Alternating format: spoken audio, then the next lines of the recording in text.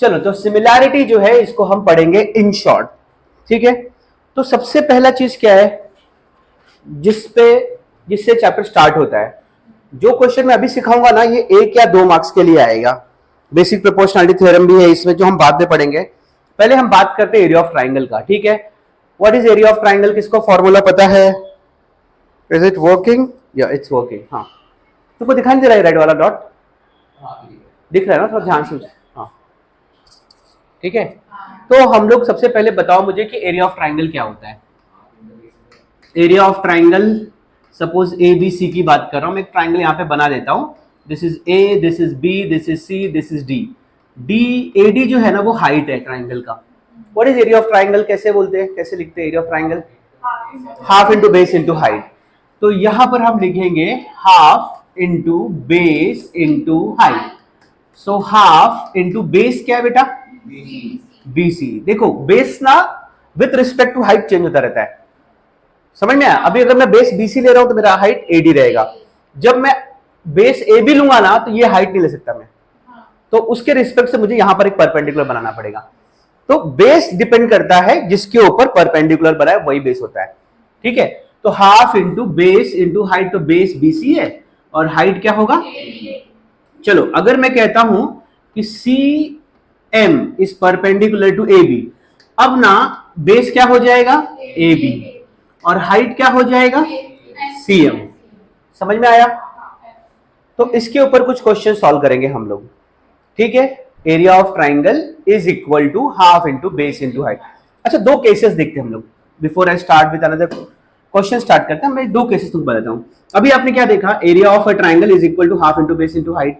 अगर मैं ऐसे 2 ट्राइंगल बनाता हूं एक ही इसमें, जिसका एक वर्टेक्स कॉमन है, सपोज ये ए बी सी है और यहां पे डी है। यहां पर आपको 2 ट्राइंगल दिखाई दे रहे हैं। मैं कहता हूं कि वो ट्राइंगल ए बी सी है और ए सी डी है, ठीक है। अगर मैं इसका रेशियो निकालूं, suppose area of triangle A B C और area of triangle A C D, ऐसे 2 मैंने रेशियोज ले लिए। ए बी सी इधर है, ए सी डी इधर है। आप बता सकते हो कि ए बी सी, अभी एक चीज याद रखो, ये दोनों ट्राइंगल में ना, since they have a common vertex, दोनों में एक वर्टेक्स कॉमन है जिसका नाम ए है, A B C A C D. तो एबीसी का भी वर्टेक्स वही है, एसीडी का भी वर्टेक्स वही है। तो ऐसे 2 ट्राइंगल जिनका वर्टेक्स सेम होता है उनका हाइट सेम होता है, ठीक है। तो यहां से क्या कैंसिल हो जाएगा? अगर मैं रेशियो लिखता हूं एरिया ऑफ ट्राइंगल एबीसी और एरिया ऑफ ट्राइंगल एसीडी, तो इसका आएगा half into base into height, half into base into height. तो ये केस में आप क्या करोगे? आप देख रहे हो कि यार दोनों का वर्टेक्स सेम है तो हाइट सेम आना चाहिए, तो कैंसिल हो गया। half half भी same है, that also gets cancelled. So last and least we are left with area of triangle ABC upon area of triangle ACD is equal to base, मतलब इसका B1 इसका B2, ऐसा 2 अलग अलग बेसिस हैं। इसका H1 था H2 था लेकिन सेम था इसलिए कैंसिल हो गया। तो अभी मुझे क्या बच गया? बेस 1 और बेस 2। तो पहले वाले ट्राइंगल का ABC का बेस क्या है और ACD का बेस क्या है? समझे बच्चों? तो ये फर्स्ट केस हो गया जहां पे हाइट सेम होता है बट कहीं कहीं पे बेस सेम होता है। समझ में आया? Is it working? थोड़ा ध्यान देना, तुम वहां से ध्यान देते रहो, हाँ, यहां पे भी कोई ध्यान देते रहो। चलो ठीक है, हम लोग बिगिनर्स हैं तो थोड़ा सा प्रॉब्लम होगा। अच्छा, दूसरी चीज है ना, मैंने क्या बताया, फर्स्ट केस था जहां पे दोनों भी इक्वल नहीं थे, ना बेस इक्वल था ना हाइट इक्वल था, तो कुछ कैंसिलेशन नहीं हुआ। और अगर मैं ऐसा एक ट्राइंगल बना रहा हूं, ऐसे 2 ट्राइंगल बना रहा हूं जिसका बेस इक्वल है but they have different Heights. Suppose इसका नाम है ए बी सी, इसका नाम है डी बी सी, ठीक है। देखो ए बी सी में बेस बी सी है, डी बी सी में बेस बी सी है, but they have different heights, they may have different heights, ठीक है। तो मैं यहां पे लिखूंगा area of triangle A B C upon area of triangle D B C is equal to half into base 1 into height 1 half into base 2 into height 2, क्योंकि दोनों के मैं ऐसा कंसीडर कर दोनों का बेस और हाइट इक्वल है, बट यहां पर मुझे क्या मिला? दोनों का बेस सेम है, तो base base gets cancelled, half same चीज है, कैंसिल हो जाएगा। Now I am left with h1 upon h2, height 1 upon height 2। सिंस हमको यहां पर हाइट कुछ दिखाया नहीं है, अगर ये परपेंडिकुलर होता ना तो मेरा हाइट क्या आता था, ए बी। सपोज H1 हो गया ए बी और H2 हो गया, सेकेंड हाइट हो गया DC। तो area of triangle ABC upon area of triangle DBC is equal to AB upon DC। That's it, understood. तो अब हम लोग ना कुछ इंपॉर्टेंट क्वेश्चन सॉल्व करेंगे। जो भी क्वेश्चन सिखाऊंगा there are possibility that this question is going to come in your board exams. तो यहां पर एक क्वेश्चन मैंने लिया है, तुम्हारा टेक्सचुअल क्वेश्चन ही है, महाराष्ट्र स्टेट बोर्ड का। Base of A triangle is 9 and height is 5, base of another triangle is 10 and height is 6, find the ratio of areas of this triangles. तो रेशियो निकालना है, half into base into height upon half into base into height. पहले जो दो triangles है, suppose हम लिखते हैं कि triangle, area of triangle A1, क्योंकि किसी का नाम नहीं दिया है तो हम लोग ऐसा कंसीडर करते हैं कि area of triangle first is A1, area of triangle 2 is A2। तो ऐसा लेते हैं हम लोग, तो A1 upon A2 and half into base 1 into height 1 upon half into base 2 into height 2। ठीक है बेटा, इसमें दोनों सेम है ना, अपन कैंसिल कर सकते हैं उसको। लेट अस कैंसिल दिस, गया। अभी कौन बच गया है, बेस 1 और बेस 2 बचा है, और इसका वैल्यू दिया है कि हमको, पहले ऊपर का बात करते हैं, बेस 1 हाइट 1। ठीक है बेटा, एक 9 है एक 5 है और यहां पर 10 और 6। कोई किसी की वैल्यू कम कर सकता है, कर सकता है, कौन, करेक्ट। 5 2 जा 10, 3 2 जा 6, 3 3 जा 9। कौन कौन बच गया, इतने लोग तो गए काम से, कौन कौन बच गया, 2 2 जा। So this is the required answer. इतना इजी था ये। क्या करना है, तुमको क्या बोला गया है, तुमको दो ट्राइंगल्स का बेस हाइट दिया है और दूसरे का भी बेस हाइट दिया है। तुमको बोला है रेशियो निकालो एरियाज का, तो एरियाज का रेशियो आप ऐसे निकालोगे, half into base 1 into height 1, half into base 2 into height 2। Value डाले, फिर कैंसिलेशन किया हम लोगों ने, वी आर गेटिंग 3/4। तो मेरा आंसर है, आप ऐसा लिख सकते हो finally, A1 is to A2, ratio निकालने को बोला है ना, so 3:4 and you can make a box here. You got the answer. So this is another question from the chapter. ये भी उस तरह का ही क्वेश्चन है जो बेस इंटू हाइट के ऊपर डिपेंड करता है। ठीक है, तो यहां पर हमको एक ट्राइंगल दिया गया है जिसका नाम है PRS, उसके अंदर एक और ट्राइंगल है जिसका नाम है PQR, उसके अंदर और भी दो ट्राइंगल है, एक है PQT और एक है RTQ। ठीक है, अभी हमको कुछ वैल्यूज दी, ये बताया गया है कि PS is perpendicular to PS का, ये RS को मतलब RQ को एक्सटेंड करके परपेंडिकुलर बनाया गया है। QT is perpendicular to PR, RQ हमको दिया गया है 6 और PS दिया गया है 6 ही है क्या, देखो टेक्स्ट बुक में देखो 6 है क्या, और RQ भी 6 है और PR 12 दिया गया। PR मतलब ये बड़ा वाला, वो क्या बोल रहा है, फाइंड QT। तो आपको ये चेक करना है ना, ये कौन से दो ट्राइंगल के वैल्यूज है। अभी RQ और PS किस में आ रहा है, RQ और PS ऐसे है, तो ये ना RQP PQR ट्राइंगल का ये बेस है RQ और हाइट है उसका ये PS। खाली इसको बढ़ा के यहाँ पे हाइट बनाया गया है, क्योंकि कभी भी आप ऑब्ट्यूज एंगल का जब हाइट बनाने जाओगे ना, आप ट्राइंगल के अंदर कभी नहीं बना सकते हो, आपको इसको एक्सटेंड करके यहाँ पे हाइट बनाना पड़ेगा। So this is an obtuse angle, इसलिए उसका जो हाइट है ऑब्ट्यूज एंगल की तरफ वो बाहर बनाया गया है। ठीक है, अच्छा तो हम लोग यहाँ पर एक ट्राइंगल तो फिक्स हो गया PQR है, दूसरे कौन से ट्राइंगल की बात हो रही है, फिर से PR भी वही ट्राइंगल है, वापस वही ट्राइंगल है, लेकिन दो अलग अलग एंगल से बात कर रहा है वो। जब पहली बार बात कर रहा है, देखो अगर मैं इसका लूंगा, अगर मैं ये लेता हूं, मैं लिखूंगा इन ट्राइंगल PQR की बात कर रहा हूं, बराबर, we are talking about this triangle PQR। PS का कोई मतलब ही नहीं है, क्योंकि PS जो है सिर्फ हाइट है इसका, एक पर्टिकुलर, जब बेस QR होगा ना तो उसका हाइट PS बनेगा, और जब बेस PR होगा ना तब हाइट QT बनेगा। ठीक है, तो पहले हम लोग ये वाला कंसीडर कर लेते हैं, क्योंकि बेस और हाइट दोनों मालूम है। अगर मैं ये वाला एंगल लूंगा, कि मतलब ये वाला बेस लूंगा PR, तो उसका हाइट तुमको पता ही नहीं है, तो पहले हम लोग क्या करते हैं, इससे एरिया निकाल लेते हैं। ठीक है, तो हम लिखेंगे in triangle PQR, area of triangle PQR is equal to half into base into height. So half will remain half. Base is QR and height is PS. जब base QR है और यहाँ पर ऑब्ट्यूज एंगल बना हुआ है तो उसका अलग से हाइट बनाया गया PS। तो हम यहाँ पे लिखेंगे हाफ इंटू क्यू आर का वैल्यू क्या बेटा 6 और PS का वैल्यू क्या है 6। आप एक को कैंसिल कर सकते हो, 2 3 जा 6, अब 3 6 जा क्या बचा आपके पास 18। तो एरिया फिक्स हो गया। अब चाहे आप एरिया स्क्वायर यूनिट्स ले लो, आप एरिया कभी भी स्क्वायर में होता है, स्क्वायर यूनिट। अरे सॉरी 3 6 18, मैं सिर्फ 80 नहीं है 180 गलती से लिख दिया मैंने, लेट मी रब दिस, ठीक है। तो 18 स्क्वायर यूनिट हो गया। अच्छा दूसरी चीज क्या है, अब उसी ट्राइंगल की बात कर रहे हैं, अगर मैं उसका एरिया कहीं और से नापूंगा, बेस चेंज करके उसका एरिया चेंज होने वाला है क्या? नहीं होगा, नहीं होगा, बिल्कुल नहीं होगा। एरिया सेम रहने वाला है, बेस चेंज हो गया, हाइट चेंज हो गया, लेकिन एरिया उसके अंदर जगह थोड़ी बदल जाएगा। अगर ये दीवार है बराबर, ये दीवार है बड़ा सा, इसका मैंने इधर नीचे बेस लिया और इसको हाइट समझ के मैंने नापा, तो और फिर बाद में मैंने इसको बेस समझा और इसको हाइट समझा, तो क्या इसके अंदर का एरिया कम हो गया? नहीं होता है। तो एरिया सेम रहने वाला है, ठीक है। वापस हम लोग लिखेंगे, अभी let us use yellow colour now. फिर से लिखता हूं मैं एरिया ऑफ ट्राइंगल PQR, लेकिन इस बार हम लोग बात कर रहे हैं हमारा बेस क्या है, PR है। ये चीज दिखाई दे रही है, ठीक है। PR बेस क्या है अभी मेरा PR, तो मैं यहां पे लिखूंगा half into PR into height क्या बच्चों? अब इस बार QT है, QT, बट हमको QT पता ही नहीं है, हमको एरिया पता है, एरिया कितना है 18 is equal to half into PR पता है, PR दिया हम लोग को 12 इंटू QT। अपने को निकालना क्या है? QT। अपन से कैंसिल करते हैं, 2 6 12। अब क्या बचा मुझे? 18 is equal to 6 into QT। Now 6 should go there to find out the value of QT।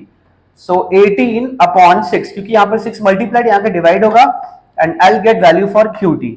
तो 6 3 जा, तो QT का वैल्यू क्या आया? That's it.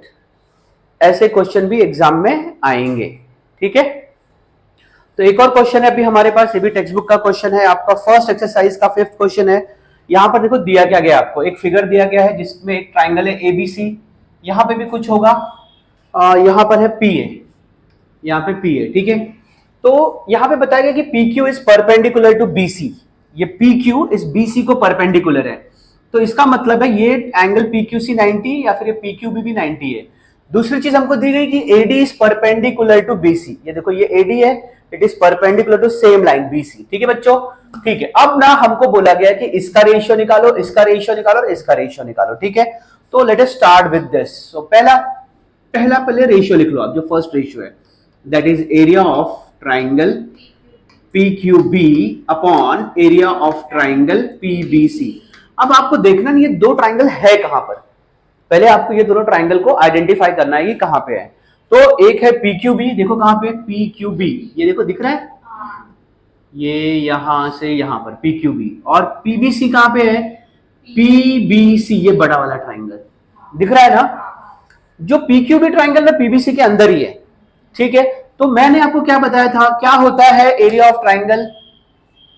Half into base. तो PQB का बेस क्या है? क्या है? BQ, correct. और हाइट क्या है? PQ। सही बोल रहे हो तुम लोग, एकदम परफेक्ट, ठीक है। अब वापस इसका भी ट्राइंगल का एरिया हाफ इंटू बेस, अब इसका बेस अलग है, थोड़ा बड़ा है, BQ से बड़ा, BC, ठीक है। और उसका हाइट क्या है? PQ, हाइट सेम आ गया, दोनों का हाइट PQ ही है। तो आप सेम चीजें कैंसिल करते हो ना, आपको आदत है ना, सेम चीजों को नहीं चाहिए, ठीक है। ये भी सेम है, इसको भी कैंसिल कर दो, तो आपको फाइनली बचा क्या? BQ upon BC। समझ में आया? तो जब भी बेस सेम रहेगा तो उसको कैंसिल कर दो, हाइट सेम है उसको कैंसिल कर दो। कभी कभी ऐसा होता है ना, दो ट्राइंगल के बेस और हाइट इक्वल होते हैं, तो बेस और हाइट दोनों भी कैंसिल हो जाएंगे, और जब बेस और हाइट कैंसिल होगा तो आपको यहाँ पर आंसर आएगा 1, यहाँ पर क्या आएगा 1, और जब यहाँ पर आपको 1 आएगा, आप इस एरिया को यहाँ पर लेके आओगे, 1 से मल्टीप्लाई करोगे तो आपको क्या मिलेगा? Area of triangle PQB is equal to area of triangle PBC।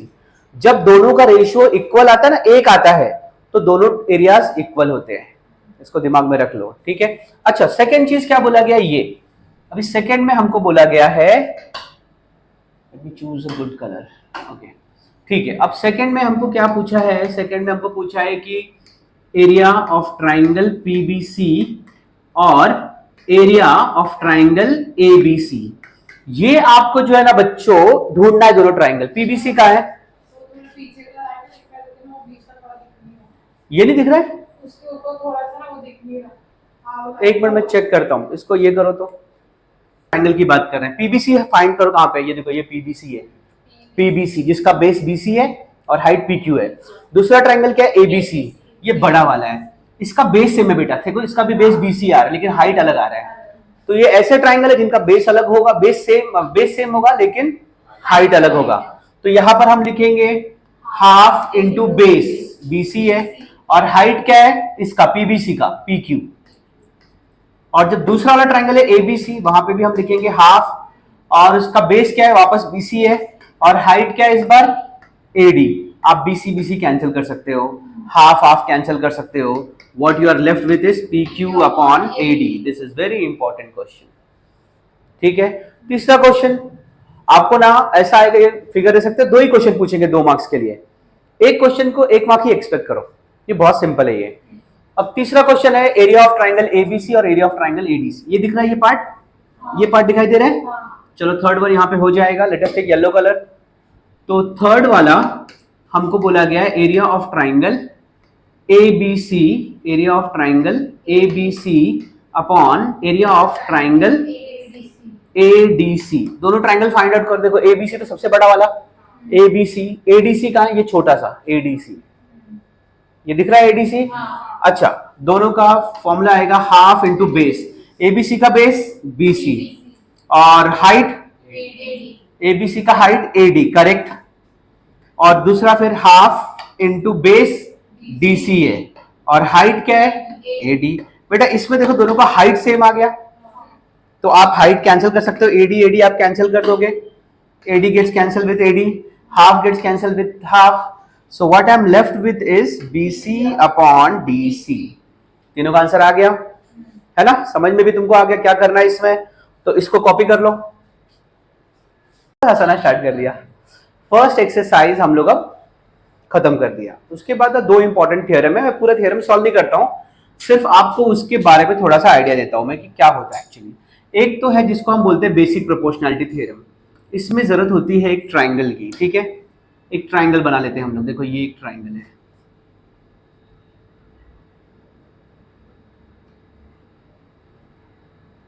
ठीक है, और यहां पर एक लाइन है जिसके बारे में बताऊंगा है क्या वो, ठीक है। अब यहां पे देखो, अब मैं इसका नाम लिखता हूं, इसका नाम है ट्राइंगल ए बी सी, और ये एक लाइन है उसके बारे में बताता हूं मैं आपको जो डीई है, ठीक है। अच्छा, यहां पर बेसिक प्रोपोर्शनैलिटी थ्योरम क्या बोलता है, देखो पीछे बाहर देख रहे हो तुम, you can see out, बातें पढ़ते हैं। See, this is a triangle where we have a line segment in between। ये जो लाइन सेगमेंट डी है ना वो पैरेलल है बीसी को, और जब ऐसा होता है कि एक लाइन सेगमेंट किसी ट्राइंगल के किसी एक साइड को पैरेलल रहेगा, तो बाकी दोनों जो साइड बचे हुए ना किसको पैरेलल है वो, तो दो साइड कौन से बचे हैं, एडी साइड है, एबी साइड है, मैं ट्राइंगल की बात कर रहा हूं, एबी एंड एसी, इन दोनों को प्रोपोर्शनली डिवाइड करेगा। प्रोपोर्शनली डिवाइड करने का मतलब क्या है, मेरा फिर से समझो, बेसिक प्रोपोर्शनलिटी थ्योरम क्या बोलता है, बेसिक प्रोपोर्शनलिटी थ्योरम बोलता है कि if a line segment is parallel to one side of the triangle, किसी एक साइड को पैरेलल रहेगा वो, तो बाकी दोनों साइड को वो प्रोपोर्शन में डिवाइड करेगा। मैं समझाता हूं कि प्रोपोर्शन में डिवाइड करने का मतलब क्या होता है, ठीक है। थ्योरम क्लियर हो गया।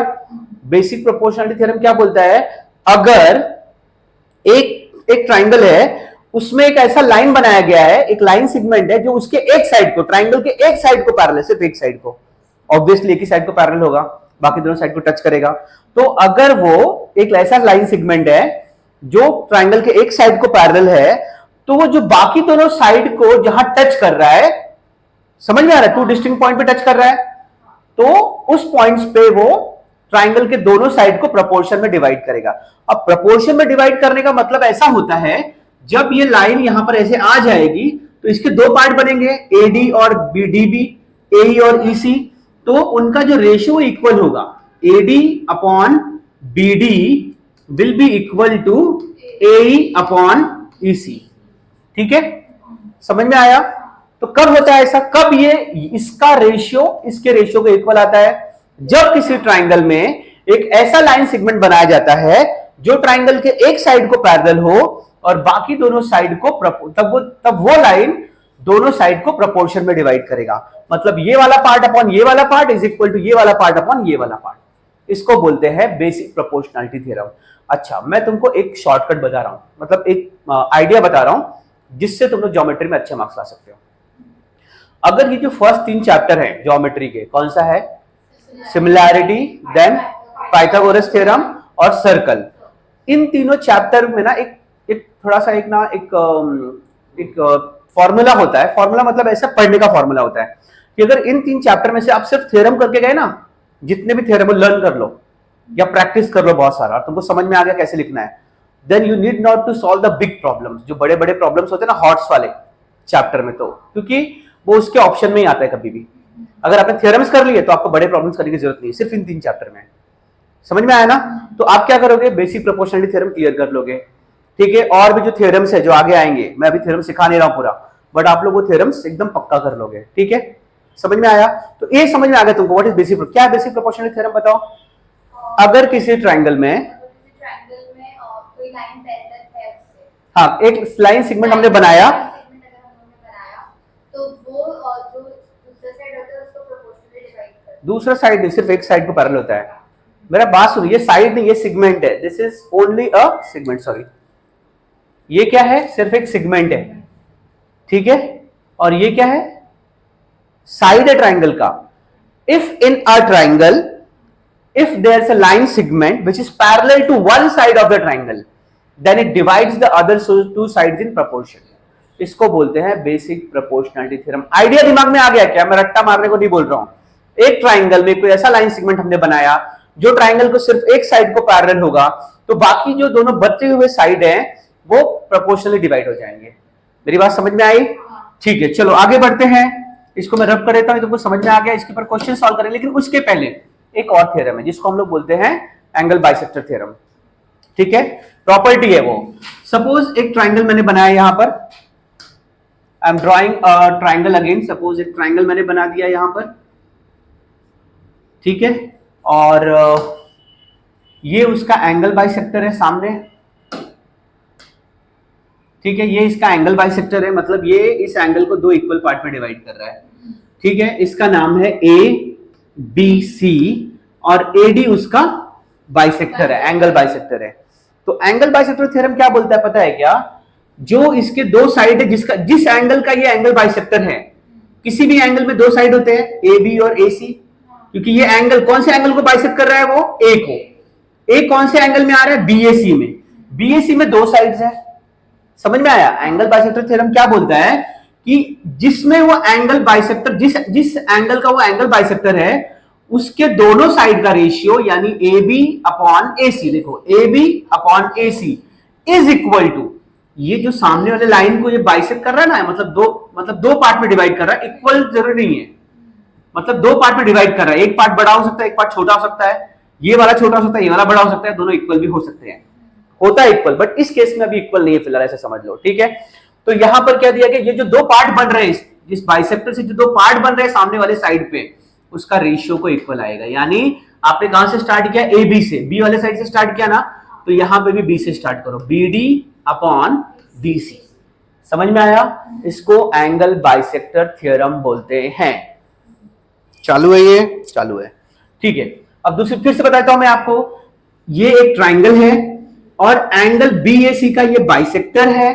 अगर ये इसका बाइसेक्टर है तो इसके जिस एंगल का ये बाइसेक्टर, उसके 2 साइड का रेशियो यानी A B upon A C, this will be equal to the ratio of, ये जो एंगल बाइसेक्टर है सामने वाले साइड को जो 2 पार्ट में डिवाइड करता है, वो 2 पार्ट का रेशियो यानी B D upon D C. एक इंपॉर्टेंट चीज आपको याद रखनी है कि अगर आपने लिखा ए बी अपॉन ए सी, तो जब आप इसका रेशियो लिखोगे ना, you can not start from here, आपको यहां से स्टार्ट करना पड़ेगा। B D is equal to D C, क्योंकि ये बी से स्टार्ट हुआ था। और सपोज आपने ऐसा लिख दिया, ए सी, पहले आपने ए सी लिया अपॉन ए बी लिया, तो फिर ये मैंडेटरी है कि आपको ये वाला रेशियो भी यहां से स्टार्ट करना पड़ेगा, C D upon P D.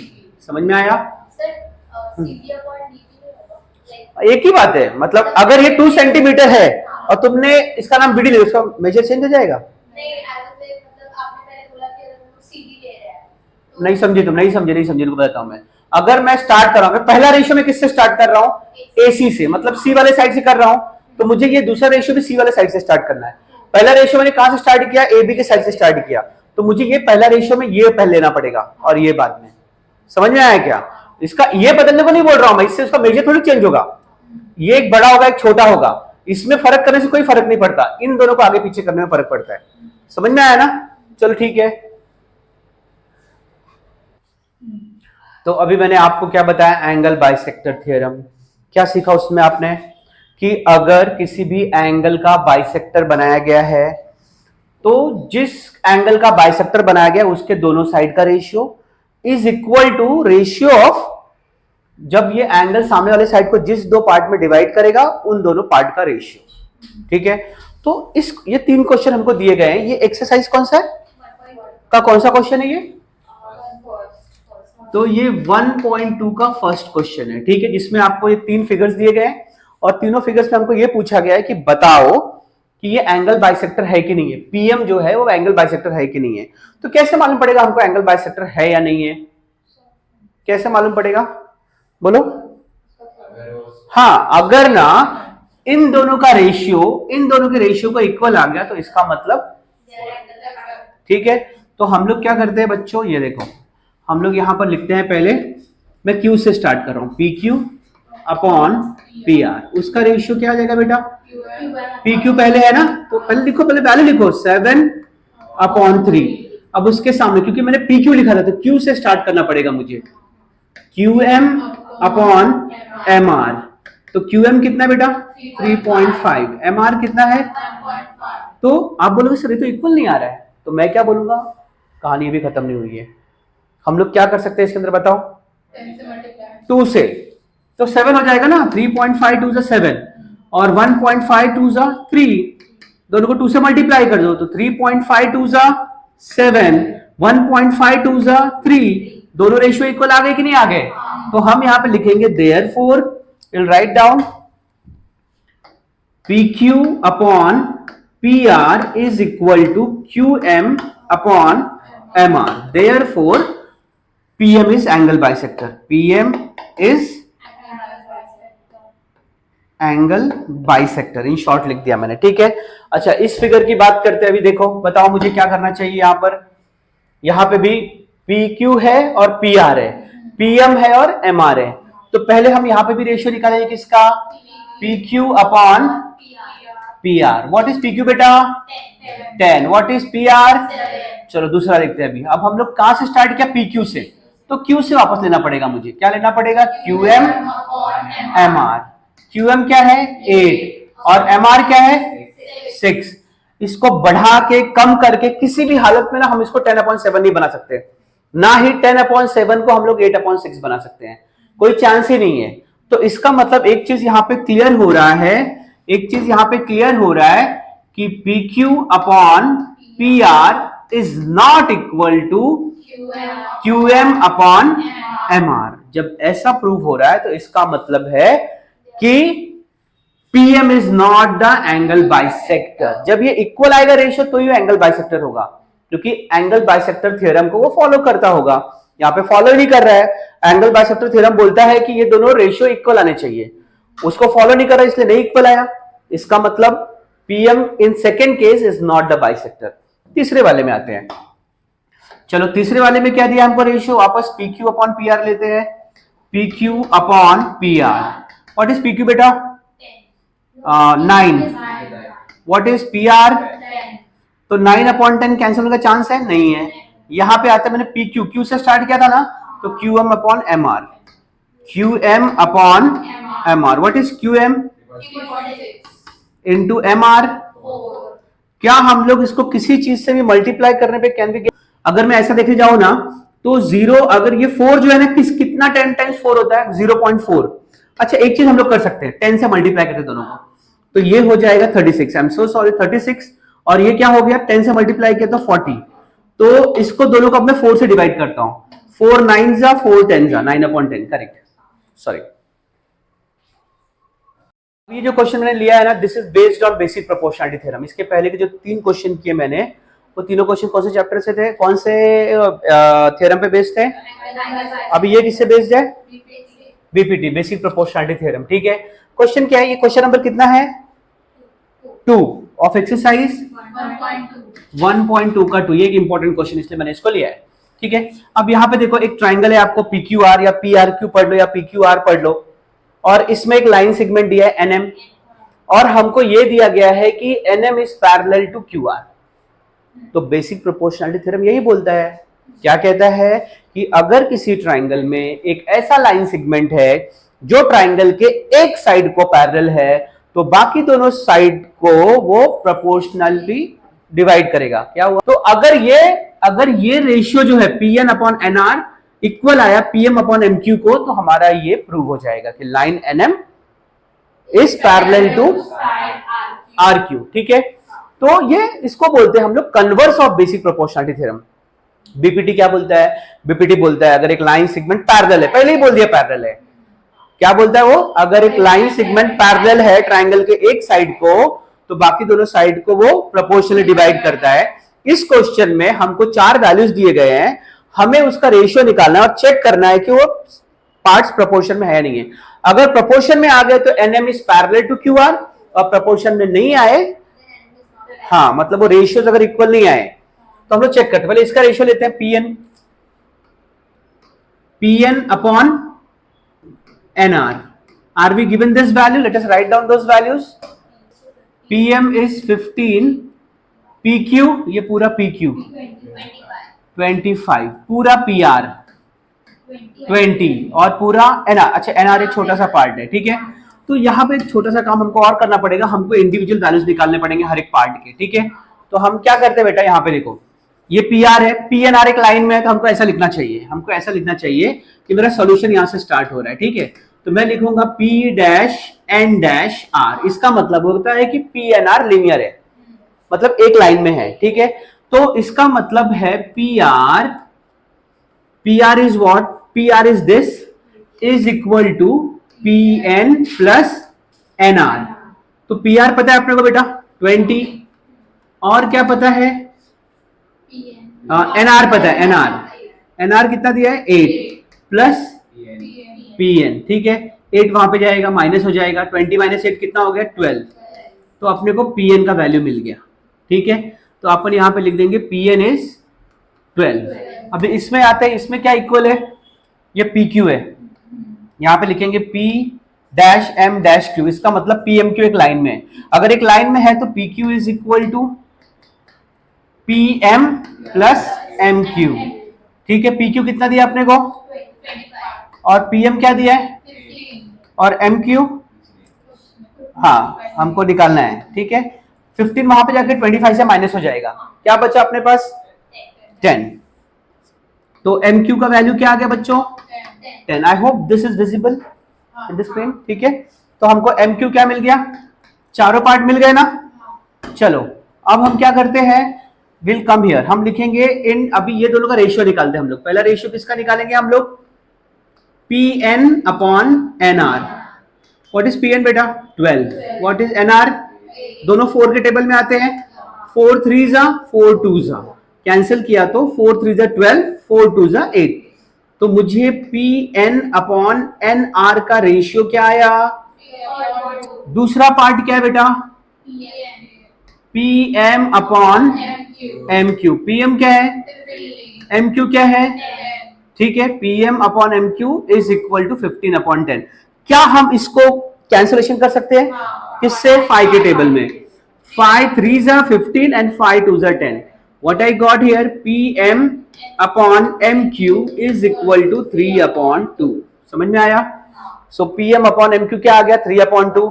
इससे हमको क्या मालूम पड़ गया? Now we got to know that PM upon MQ is equal to PN upon NR। मतलब by converse of basic proportionality theorem, if two sides of a triangle are divided in proportion by a line segment, then the line segment is parallel to the third side. तो अगर किसी triangle में triangle के दो side अगर proportionally divide हो रहे हैं, तो जो लाइन उनको प्रोपोर्शनली डिवाइड कर रहा है वो लाइन तीसरे साइड को पैरेलल होता है। तो इससे हमको क्या मालूम पड़ता है? Finally I can write down that therefore I'll write down therefore what is the name of the line? NM is parallel to QR.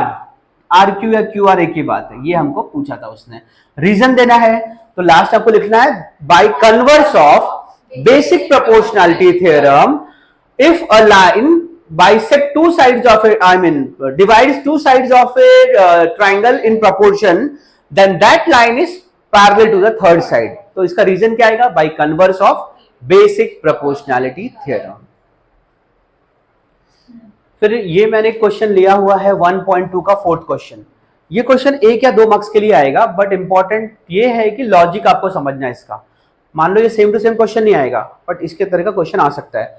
ये तुमको इसमें भी आ सकता है, जो एमसीक्यूज आते हैं ना, आपको आता है ना बुक पेपर में एमसीक्यूज, तो एमसीक्यू में ऐसा दे सकते हैं आपको 4 ऑप्शन देंगे, प्रूव करना है, तो ये नहीं आएगा एमसीक्यू में, ये 2 मार्क का क्वेश्चन आएगा।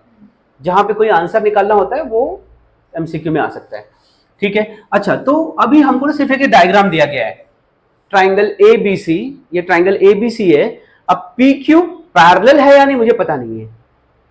बेसिक प्रोपोर्शनलिटी थ्योरम क्या बोलता है कि अगर ये पैरेलल रहेगा तब ये इसका रेशियो इक्वल आता है, यानी ये जो साइड्स प्रोपोर्शनली डिवाइड होते हैं, तो हमको वही पता लगाना है, ठीक है। ये साइड प्रोपोर्शनली अगर डिवाइड हो रहे हैं तो ये रेशियो इक्वल आ जाएगा, और रेशियो इक्वल आने के लिए ये लाइन इसको पैरेलल होना बहुत जरूरी है। तो कैसे चेक करेंगे पैरेलल है या नहीं है? यहाँ पे कुछ इंफॉर्मेशन दिया है, वो सफिशिएंट है हमारे लिए। हम लोग यहाँ पर लिखेंगे, सपोज मेरा सोल्यूशन यहाँ से स्टार्ट होता है, मैं लिखूंगा इन द गिवन फिगर। ये जो फिगर हमको यहाँ पे दिया गया है, इसमें हमको देखने को मिल रहा है कि अभी यहाँ पर ये 2 एंगल जो है ना, angle A P Q is 60 degree, also angle A B C वो भी 60 डिग्री है, but angle A P Q and angle A B C are, क्या बोलते हैं इसको हम लोग? Corresponding angle. क्या बोलते हैं? Corresponding angle. And how do we identify कि ये करेस्पॉन्डिंग एंगल है? 2 लाइन के बीच का एंगल है, एक के बाद एक, इसको हम बोलते हैं करेस्पॉन्डिंग एंगल, ठीक है। तो एंगल एपीक्यू और एंगल एबीसी दोनों भी क्या है? करेस्पॉन्डिंग एंगल है, मतलब एक के बाद एक आ रहे हैं। बट इसमें एक और अच्छी बात यह है कि दोनों इक्वल है। जब भी करेस्पॉन्डिंग एंगल इक्वल आते हैं, जब भी करेस्पॉन्डिंग एंगल दोनों का वैल्यू 60 डिग्री है ना, तो जब भी 2 करेस्पॉन्डिंग एंगल इक्वल आते हैं, तो जिन 2 लाइंस पे वो बने हैं वो 2 लाइन क्या होती है? पैरेलल होती है। इसको बोलते हैं corresponding angle theorem, property of corresponding angle. क्या बोलता है करेस्पॉन्डिंग एंगल? अगर करेस्पॉन्डिंग एंगल्स इक्वल हैं तो जिन बेसिस पे वो एंगल्स बने हैं, दोनों बेसिस जो होते हैं वो पैरेलल होते हैं, दोनों लाइंस क्या होती हैं? पैरेलल होती हैं।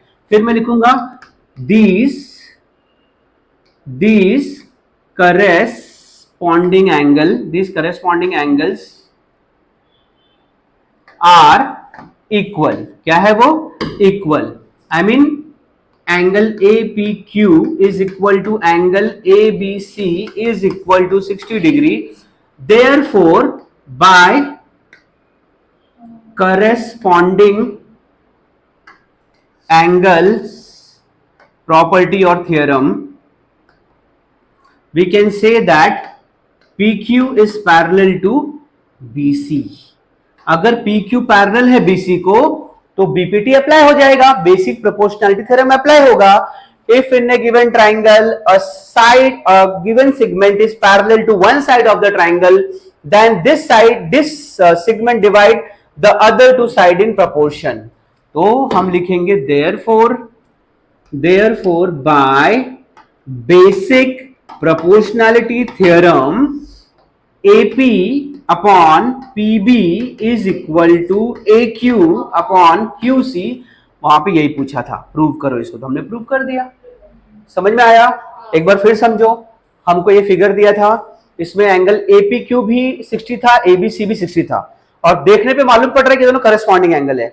जब भी करेस्पॉन्डिंग एंगल इक्वल आते हैं तो जिस बेस पे वो एंगल्स बने वो दोनों साइड्स पैरेलल आ जाते हैं। अगर ये दोनों सेगमेंट्स पैरेलल है, इसका मतलब पैरेलल मिल गया अपने को, इसका मतलब segment PQ is parallel to side BC।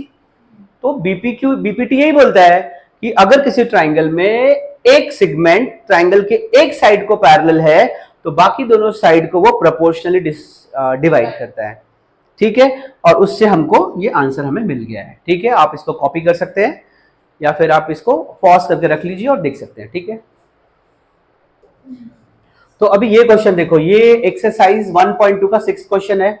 ये भी आसान और इंपॉर्टेंट है, ऐसे क्वेश्चन एग्जाम में आ सकते हैं 2 मार्क्स के लिए, सिर्फ 2 मार्क्स के लिए।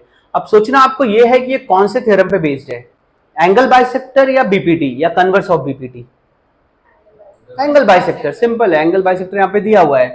तो हम यहाँ पर पहले लिख देंगे सॉल्यूशन। सपोज मैं यहाँ पे स्टार्ट कर रहा हूँ सॉल्यूशन, हमको यहाँ पर क्यूपी निकालना है। देखो दिया क्या है, एक फिगर दिया है जिसका नाम है एमएनपी, ये ट्राइंगल है, एमएनपी इज ए ट्राइंगल, और एनक्यू इसका बाइसेक्टर है, एंगल एमएनपी का बाइसेक्टर, कौन से एंगल को बाइसेक्ट कर रहा है वो, एमएनपी को, ठीक है। और हमको एमएन का वैल्यू दिया 25, एनपी का दिया है, एमक्यू का दिया, हमको ये पीक्यू निकालना है।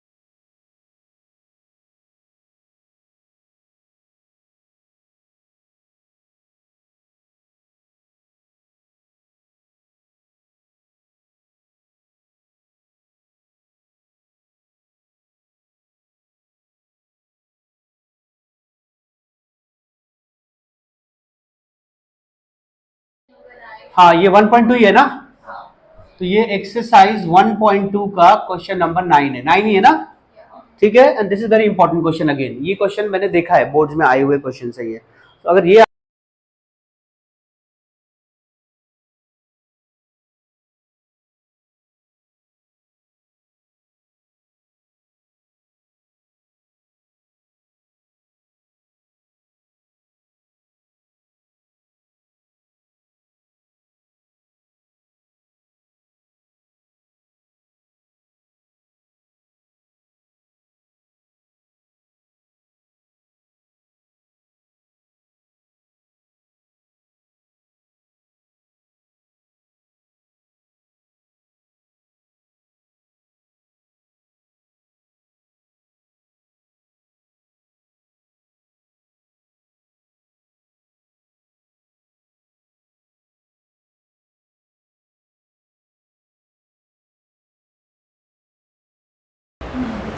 तो अभी क्या बता रहा था मैं इसमें कि इन ट्राइंगल एबीसी, ये ट्राइंगल एबीसी है और मैंने यहाँ पे लिखा बीडी इसका बाइसेक्टर है, एंगल एबीसी का बाइसेक्टर क्या है, बीडी।